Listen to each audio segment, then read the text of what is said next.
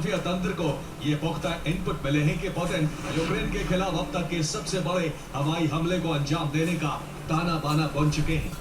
विनाश के इस खतरे को देखते हुए राष्ट्रपति ज़ेलेंस्की अपनी आयरलैंड यात्रा को बीच में ही छोड़कर कीव वापस लौट आए। उन्होंने अपने देश के नागरिकों से बेहद सावधान रहने और सुरक्षा नियमों का पालन करने की अपील की है।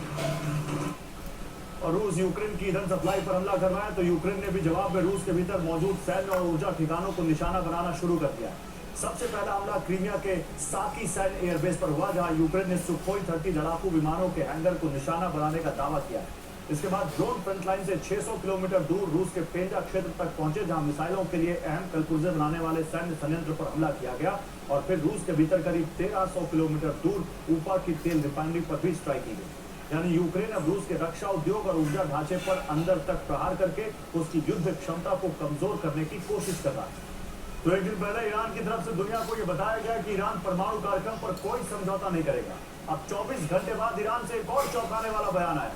युद्ध के थमने और हॉर्मुज के खुलने से पूरी दुनिया ने चैन की सांस ली थी, लेकिन ईरान ने साफ कर दिया है कि हॉर्मुज में फ्री एंट्री सिर्फ 60 दिनों के लिए, यानी वो 60 दिन जिसमें अमेरिका ईरान को फाइनल समझौता करना है। अब अमेरिका ईरान को प्रलोभन दे रहा है कि जब तेल निर्यात से प्रतिबंध हट रहा है तो फिर हॉर्मुज से टैरिफ टोल वसूलने की जरूरत क्या है। लेकिन ईरान समझ चुका है कि हॉर्मुज ही वो हथियार है जिसके बल पर वो सुपर पावर को घुटनों पर लेकर आया है। देश है कि सभी शिप सिर्फ उसके बताए रूट पर चले। ईरान के मुताबिक सभी शिप को लड़ाक द्वीप के करीब से जाना होगा।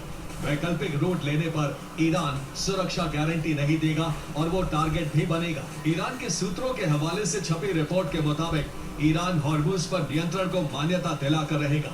जहाजों से टोल लेने को भी अंतर्राष्ट्रीय मान्यता मिलेगी। ईरान इसके लिए हॉर्मुज में और धमाके भी कर सकता है।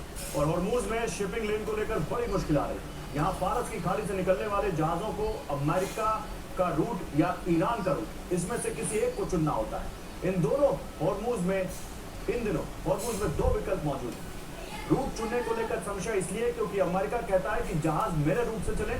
जहाजों की कंपनियों पर अमेरिका का दबाव, जबकि दूसरी ओर ईरान से जहाजों को चेतावनी दी जा रही कि उसने जो रूट तय किया है जहाज उसी से जाए। ईरान ने यहाँ 2 नई शिपिंग लेन तैयार की है।